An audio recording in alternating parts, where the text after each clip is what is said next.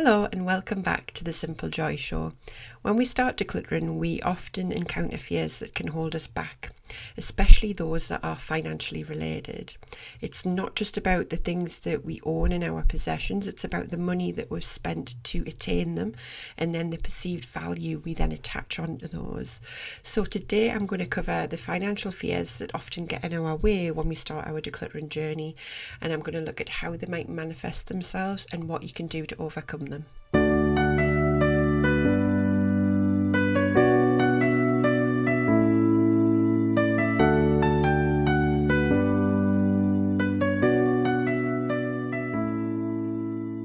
This is the Simple Joy Show, the podcast for people who are ready to declutter and simplify their homes and lives to create more space, time, energy and freedom. I am your host, Hayley Forster, mother, wife and declutter coach, and I'm going to be sharing with you simple bite-sized nuggets to help you on your journey to living a simpler life through the power of decluttering. So if you're ready to choose calm over chaos, then let's dive into today's show. Hello, how are you all? We're in the thick of the summer holidays here in the Forster household, so we're juggling work, childcare, voluntary things, house stuff. It's bonkers, isn't it? But I always try to remind myself you only get a short amount of time of these summer holidays with your children, and I must say I do actually really enjoy it. I think you can worry about how you're going to juggle everything, but you always find a way, and I love spending the time with my daughters, and they're at a lovely age now where we can they can attain themselves, but then also we can go out and do lots of little girly shopping trips and stuff together. So yeah, we're having a lovely time, and we're going on holiday in a couple of weeks as well, so we're going to start getting prepared for that. But yeah, I hope you are having a lovely summer. Thank you for joining me on today's episode. I want to continue the theme that I started last week, which is about decluttering fears.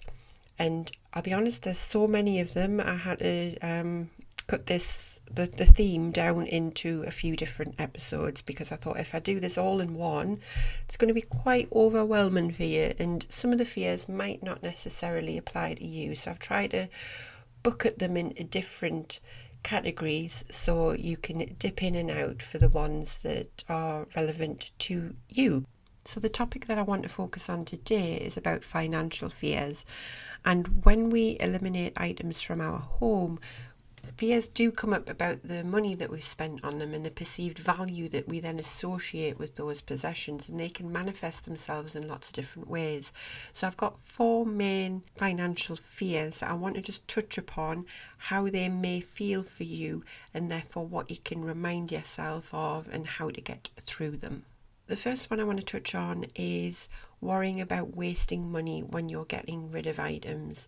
And it can be really difficult to see all the stuff that you've bought and that you've spent your hard-earned money on, but now you don't really use them, you don't need them, or you're falling out of love with them. They're just not something that you want in your home anymore. And sometimes letting go of that stuff can really feel as though you're wasting your money. It can feel like keeping that clutter means that you're not wasting the money that you spent on it in the first place. So what can you do about that? Now, the important thing here is to remember that you're not wasting money by getting rid of something that you don't use. The money was actually wasted when you bought it in the first place. When you bought something that you didn't really need or you didn't really love at that moment. So keeping an item you don't need or you don't use or you don't love won't bring you that money back. All it's going to do is add clutter, it's going to add stress, and it's going to add guilt into your life. And who needs that? Let's be honest. And in addition to that, obviously all the things that I keep mentioning all the time, it's stealing your time, it's stealing your energy, and it's stealing the space in your home as well. So really you've got to think, is it worth it? The money's already spent, so you can let go of that item and the guilt that goes along with it. And what you need to do is just use that as a lesson to help you shop more intentionally moving forward. You've got to remind yourself when you're out there and you see something, oh, I like that, I think that would be lovely in my house, or oh, I could do with that. just question yourself. Do that purchase pause that I mentioned in the last episode. Stop, ask yourself, do I really need it? Is there not something else that I've got at home that could already do the job? Is that going to replace something that I already like, or is it actually not as good as what I've already got? So that purchase pause is incredibly powerful to just question your shopping choices and help you not make the same mistakes again that you have done in the past. Another common financial worry is worrying about having to replace or rebuy an item if you decide to declutter something. So are you going to declutter something now and then you're going to need it a few months down the line? Again, and I'm going to keep going back to this, once you know this is at the root of your decluttering fears, what you can do is then reframe it and question, actually, is this a valid feeling? Is this a valid fear that I've got? So you need to decide what's more important to you. It might be more convenient for you to keep everything that you own because you won't need to replace it. You won't need to rebuy it in the future because you've got it in your house somewhere. But are you willing to risk that you might need this at some point at some unknown time in the future, but you've got to live with a house of clutter and the associated stress that it causes in the meantime? Is that worth it for you? Or would you rather clear the clutter, create a home, a house that you love, makes you feel comfortable, makes you feel loved and relaxed, and free up your time, your space and your energy? Would you rather have that now, but run the risk of maybe needing something or replacing something that you might need in the future? And that's really the scenario that you need to pull into this. It's up to you to decide what's more important to you in that moment. And what I will say is, don't forget, just because you might need an item again in the future doesn't necessarily mean that you might need to rebuy it. You might be able to borrow it from a friend or a neighbour. You might be able to find something else to use, or you might even work out, actually, do you know what, I can do without it. So ask yourself that question, is it worth living with it and that item causing additional clutter and additional stress in your day-to-day life? Or would you rather be prepared for some instance that may occur at some point in the future or not? Another financial fear is the fear of getting rid of something that actually might be worth something in the long run. And I'll be honest, that's not one that I've come across that frequently, because I would say that in our kind of modern consumer culture, world of mass production of items, and the fact that trends change so frequently, not a lot of us have things in our home that do hold a lot of value after you buy them, unless you've got family heirlooms, things like that that may have been passed down through the generations. So what I would just say on this is, it's not worth holding on to everything just in case something in there is going to be worth something one day. Now, I had a computer, as I mentioned, when I was young, I was a bit of a hoarder. Well, I was a hoarder for most of my life. It's only been the last 10 years or so that I've got through that. But one thing that really used to bug me was that I had a Commodore 64 computer when I was younger, and also an early Nintendo. I can't remember which version it was. I'm not up on my computers, but I remember telling my husband about these a few years ago, and he said, "Oh wow, they can be worth some money these days. Like, have you still got them?" And I said no, and he was mortified. And it wasn't actually my doing, although within the last 10 years I probably would have decluttered them at some point. But it was my dad. He threw them away when I moved house. So I moved out of my dad's house when I was 21 to move in with my now husband, and he had a big clear out when I left, obviously, and he threw away my Nintendo and my Commodore 64, and I'm not entirely sure of the value of them, but I know that they do have some monetary value, more than what they were worth back in the 80s and 90s when I had them. But I was really upset about that, because I had something that was worth monetary value, and back in my early 20s, I didn't really have a lot. I didn't have much money. I was just starting out in the world of work, and I thought, you know what, that would have been fabulous. I could have kept them, and I could have built them up over the years, and I could have maybe sold them at some point and earned a bit of money from it. And that was a big thing for me when I was younger, because I would look at stuff and I would think about the potential value it had for me in the future. And I wasn't looking at what was valuable to me in that moment. So try and reframe things a little bit. If it's not adding value to your life today, because it's not something that you use, you need, or you love, can you get rid of it? So go back to that scenario I mentioned earlier, where you've got to question yourself, what is most important to you in the moment? Is it more important that you keep these items just in case they might be worth something one day, and then live with the consequences of being surrounded by clutter? Or is it more important for you to let go of those items and thank them for the time that you've had them, but then just pass them on and just say, okay, it's okay if you become worth something in the future. It's you are not serving me at this moment in time, and live with the benefits of having less clutter in your home. So just keep going back to that scenario. Is it worth it? Is it worth you keeping multiple items in your house just in case 10, 20, 30 years down the line you might get 50 or 100 quid for it? Now, I'm not including items that you know are worth something and you know are going to increase in worth over time. Now, those are kind of a separate category, so I wouldn't even bulk those into this section.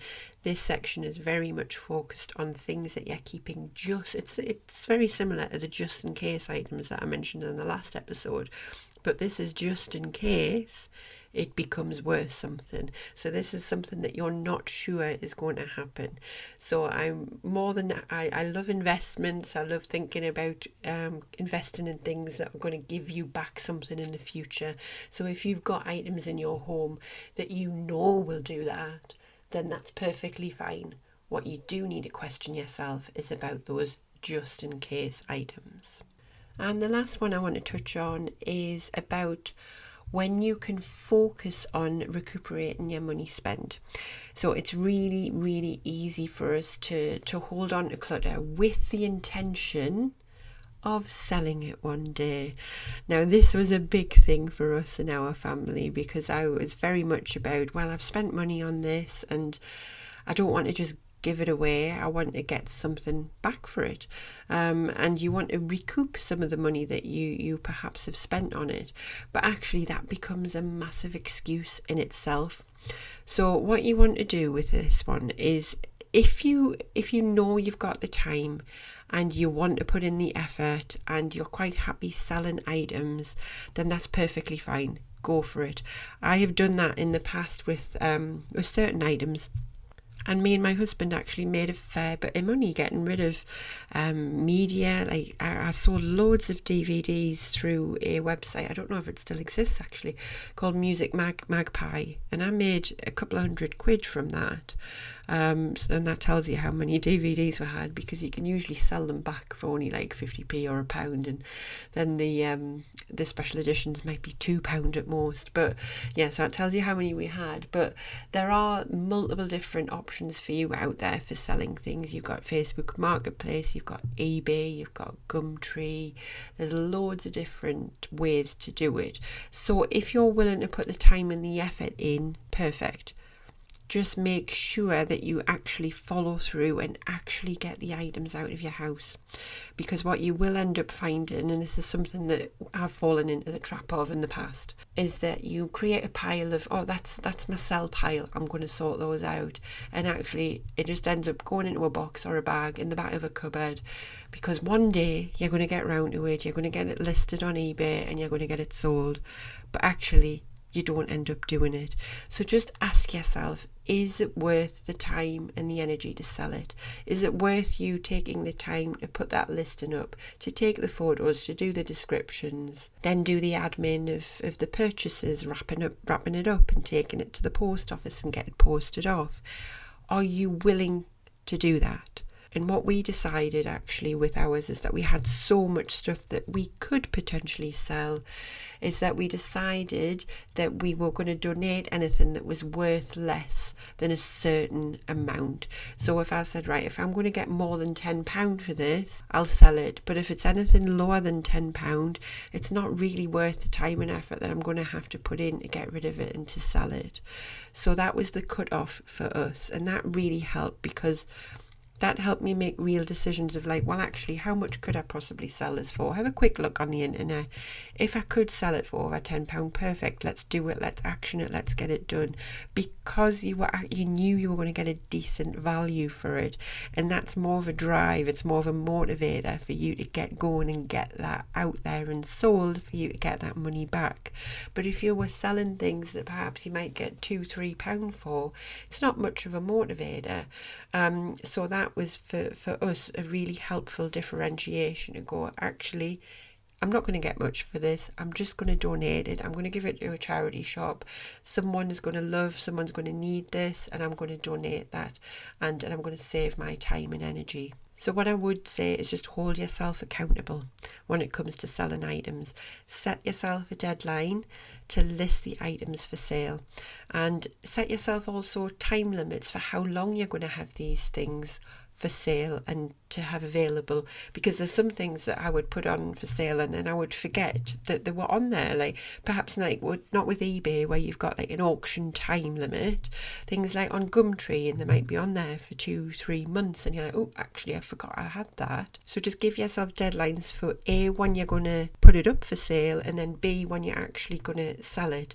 And if it gets too long and you're still storing it, you're still waiting for someone to buy it, then it might be worth donating it. And as an add-on to that as well, I would also give yourself time limits to donate. So if there's a collection of items that you're going to donate, either pop them in a box or a bag, get them in the back of your car and just take them straight there, or say, actually, do you know what, I'm heading into town on Thursday, I'll drop them in when I go down. Because otherwise all these things are just going to hang around indefinitely, and you're going to end up with lots of bags, lots of boxes hanging around your house that are all action items, and that's just going to weigh you down again. It's like an additional, it's compounding the anxiety and the stress that you've got from the clutter.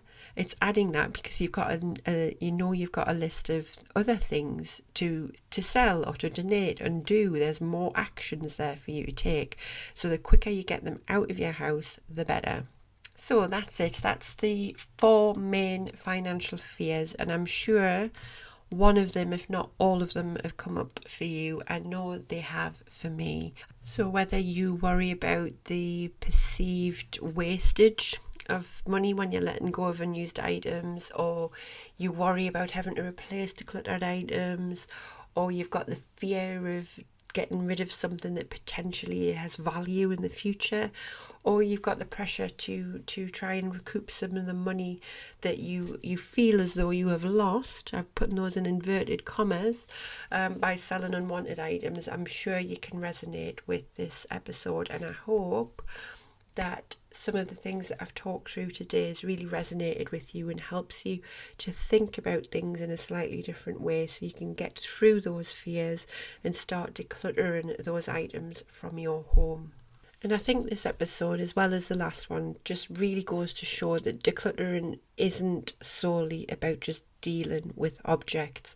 It's also about us grappling with emotions and fears and a lot of worries that are connected to your possessions. And by acknowledging and facing these fears that we're going to do over the next few episodes, we can really try to make the decluttering process much less daunting and much more empowering for you.